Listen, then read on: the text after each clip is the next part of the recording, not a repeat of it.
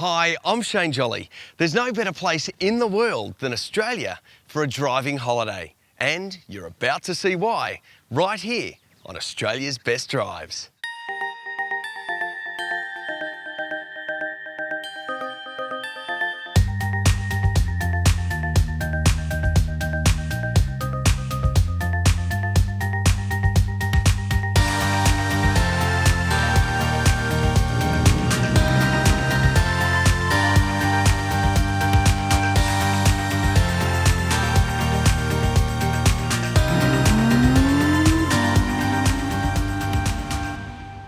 I'm on a premium driving tour through inland Victoria. This stunning drive begins in the beautiful Yarraville region, then winds its way through the tree-studded Black Spur, on to Marysville, finishing in historic Warburton. And being so close to Melbourne, it's easy to see why this is one of Australia's best drives.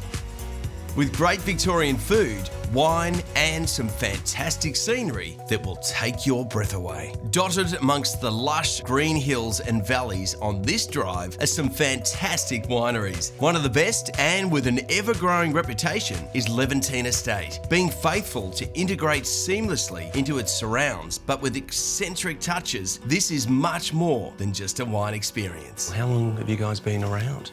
Well, Levantine Hill was established by my parents in 2009. Right. They went around the world looking for a world-class wine region, and they just kept coming back to the Yarra Valley. Yeah, that was the start of Levantine Hill.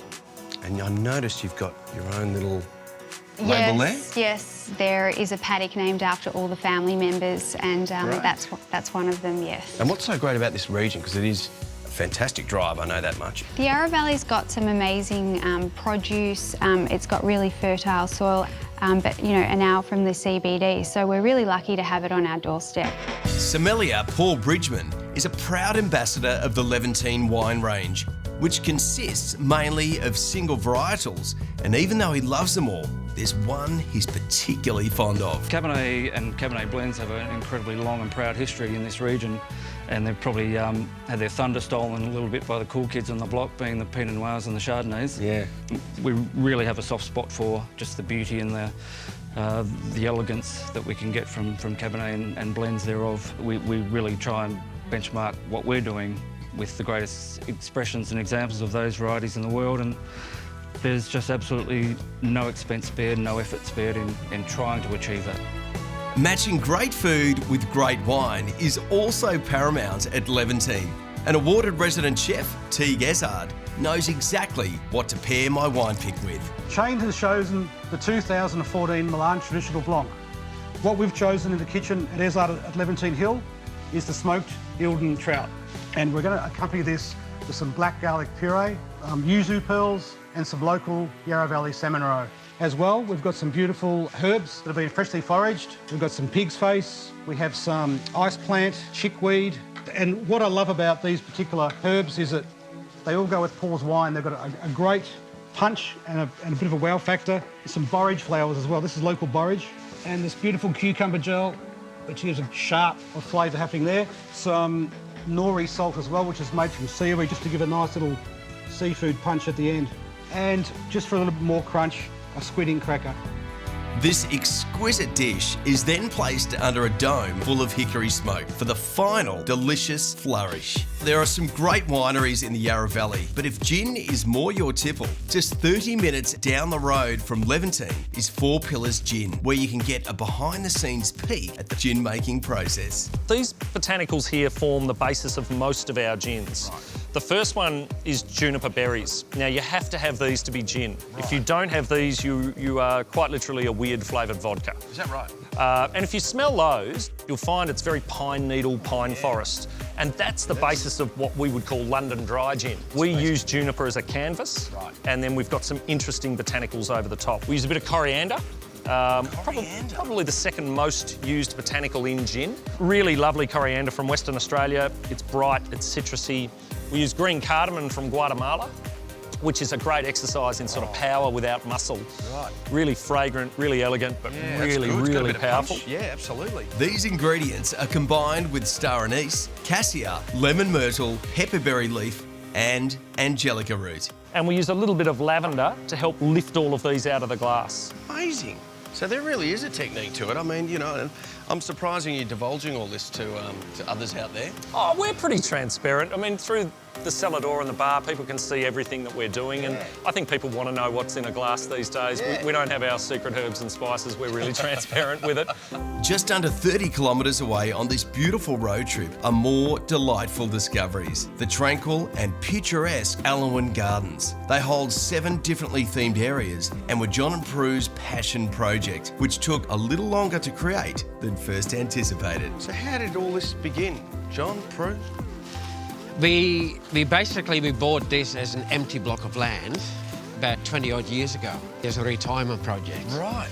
And the idea was that if we could just quickly build this garden, in a couple of years' time, we wouldn't need to work quite as much. Right. Of course, in reality, it doesn't always work like the that. reverse way? Yes. And how many hectares are the gardens here, Prue? It's about 3 hectares at the moment, but John is constantly planning more and more. So we started off with a framework of the garden, and each year we tend to put on a little bit extra. Right. As John becomes with a flash of inspiration, we start building something else. Some nice colour coming through with these ones, Prue. There's some great bulbs, so these tends to be the later ones. So we're trying to have colour, as much colour as we can during the season. You're a landscape gardener, Yes. John, aren't you? And even though I love building gardens for other people, it's nice to be able to do your own thing. Yeah. And build the things that you like to build. Well, you've certainly done a good job of it. Nature dictates what you do and how you live, and you fit in. Coming up, I discover cheese in the Yarra Valley. Very nice. And tea up in Yering Gorge. Oh, It's looking good. it wasn't as bad as I expected. There are also some great places to stay while taking a drive through the Yarra Valley. One that's steeped in local history and harks back to the days of grandiose architecture is Chateau Yering. One thing I did notice as I walked into this place were the beautiful grounds and surrounds. So our gardens are heritage listed. They are still in the same format that they were all those years ago. I'm guessing you have a lot of weddings. We do, yeah. Lots of our brides and grooms like to take nice photos in that archway. And what do you think, what makes it so unique and special, this place now? I think the history of the property. The house itself was built in 1854, but we still maintain a lot of the original fittings of the building. You know, we're now a hotel. We've been operating as a hotel for 20 years. So all of the accommodation was only added just over 20 years ago, but it was done in such a way that it would match the original decor of the original house. Yeah, right. And rather than having traditional numbers like hotels do, we have names on our suites. So the names represent either a surname of someone who has been involved in the property, or an area that they're from, or something related to the history. Yeah, so the Yarra suites are a double room, and you've got the wraparound balcony outside. Oh, what a beautiful view. Yeah. Smell that beautiful country air. So yeah, lots of history to the place. A 10-minute drive away and another incredible place to stay in the Yarra Valley are the Yering Gorge Cottages. These luxury eco-villas are surrounded by the Eastern Golf Club, which was designed and opened by Aussie golfing icon Greg Norman, and it's a beautifully laid out 27-hole giant. So Greg's vision was to really create an environment that worked within the natural surrounds that we've got. It's stunning. And it's not often you get to play with kangaroos watching you, is it? Yeah, well, bunkers are bad enough, but we put an added obstacle of kangaroos, and we've got the beautiful wetlands as well. We've also got the accommodation here with Yering Gorge Cottages. They're celebrating their 10th anniversary, and they're providing that stay and play market. They can come out and play the course, relax on the private deck, and just stunning. It's such a great weekend place though too as well, because as you say, it's not far at all from Melbourne. No. And you've got the cultural experiences as well. You've got Tarrawarra, you've got Healesville Sanctuary. Yeah. In terms of a destination, it's a complete experience. Yeah. And that's why we love being out here, and we're an avid promoter of all things beautiful out in the Yarra Valley. Although I'm not the most gifted of golfers, Serge, the resident pro, was willing to show me around the Eastern.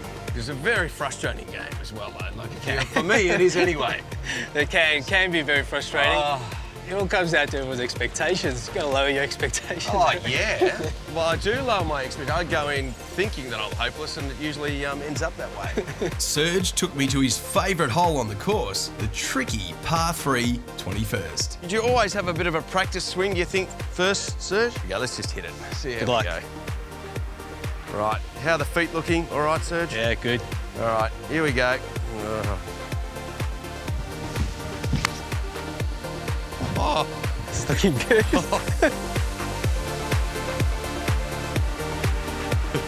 It wasn't as bad as I expected. It actually went straight. Went pretty straight. Great shot there, Shane. Oh, jeez, mate. Pretty good. I think I've just hit one of Australia's best drives. I think you Check have. this out. Only another short drive from the Eastern Golf Club brings me to my final destination in the Yarraville region before I head north. The Yarraville Dairy is renowned for its delicious Persian feta and was the first dairy in Australia to produce it. And I was lucky enough to sit down with Jack, the head cheesemaker, to sample it and more. And what are in these ones? So we've got some fresh cheese that's called hot cow. So we've just got a fresh cow curd with chives, fresh parsley, chilli, pepper, garlic, and that one, this one here is the chèvre dill. So it's goat's cheese with fresh dill. Beautiful. And then that's the hard cheese, bullseye. And then we've got the Persian feta, which is our signature cheese. one that I cannot go past is the look of this one. So that's the ashed pyramid. So it's a fresh goat's cheese, and we sprinkle ash over it, which will give it that appearance. Can you actually have one of these? Yeah, you can come to the dairy and order a cheese platter, do a cheese tasting. Jack explained the cheese-making processes the Yarraville dairy employs begins with fermenting the milk, and from there, capturing the solids, and utilising different factors and techniques to create their different styles of cheese. The Yarra Valley, you know, we look out there, we see beautiful pasture. It's a beautiful part of the world, so that terroir influences the milk. And then one of the secrets about cheese is you know, buy good cheese in a small amount and keep doing that.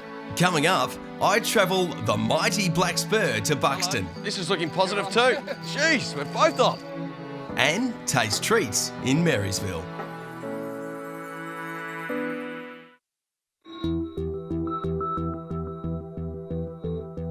I'm heading to Buxton, and this magical inland journey offers some wonderful country towns to drive through. Buxton is a beautiful 56-kilometre drive from Healesville, and during the trip, you're treated to the stunning Black Spur. This winding wonder is flanked by magnificent ferns and epic mountain ash trees that tower into the sky and sit right on the road's edge. They truly are a sight to behold. On arrival in Buxton, I'm meeting Mitch to experience his fantastic trout farm. Which one do I grab? Look for a lucky one. Picturesque spot here, Mitch, isn't it? Beautiful, isn't it? We're really lucky. This is the Steam River this side, and the little Steam is on the other side. So it's a great water supply, all out from the back of Marysville, up in Lake Mountain, from the mountains. So it's gravity fed, isn't it? Yep, all gravity fed, so no pumps or anything like that. So let's give it a burl. Mate, why not? But yeah, the odds are stacked in our favour here. Which is good. What we're going to do is put a little bit of this dough on your hook. Okay. And then we're going to we'll throw a few pellets around, see if we're going to track some. All right, mate. Yeah, good idea. Geez, we really are cheating now, aren't we? So what have we got in here? These are rainbow trout, in this pond, in this stream. Now we know there's some fish there, so there's no excuse. Here we go. Cast her out. Oh, I've got a bite. This is looking positive too. Jeez, we're both on. Hello. Here we go. Oh, nice. There we go. Well done. That's a beauty. That's a nice. That is a beauty, isn't it? What do you reckon about that? I'm happy with that. And what a ripper. Put them up for some lunch. We've got barbecues here, so. How big's this one, do you think? He'd be about 1 kilo, I reckon. Right. Yeah. And how long have you guys been here now? The farm's been here since the late 50s, so almost 60 years. Right. And I've been here nearly 30 years. Yeah, so it's about just the whole day out as much as even just eating the fish, you know. For short distance from town, hour and a half. Yeah, over that's the Black it. Spur. Yeah, exactly. It's a beautiful drive, isn't it? Yeah, I mean, it's one of the best drives ever, you know. Stunning through there. I was another amazed. underrated thing up this way too. And then, yeah, down here is where we let people come and experience the whole joy of catching a fish, teach their kids how to fish. Well, this guy I think's pretty eager to get on inside. Yeah, let's go and We'll go and do it. Sounds do some good. lunch. Sounds good, mate.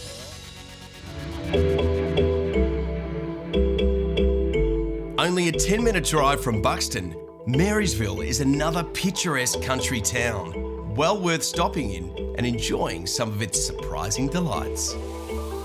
I'm reminiscing here. I'm looking at this, the good old Whiz Fizz. Oh, with a little spoon. Yes. I cannot forget those. They're still as popular. Great. Lollipops will always go down well. These are huge. Kids buy them for 21st presents or 18th birthday.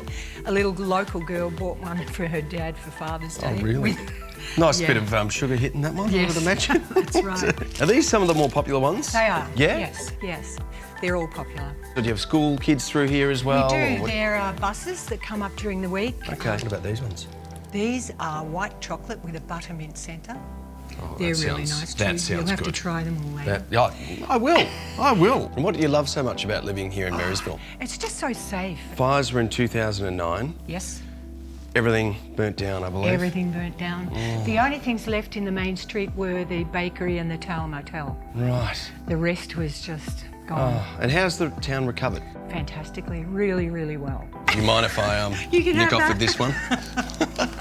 You'll have no teeth left. Coming up, Mel Doyle remembers Marysville. Communities are strong, so yeah. it's been really nice to see everybody do okay. And Michael Veach shares a laugh in Warburton. I'm 54 and I'm being paid to go on stage with something I've written and behave like a complete idiot. It's not bad, is it? It's not bad. It's not bad.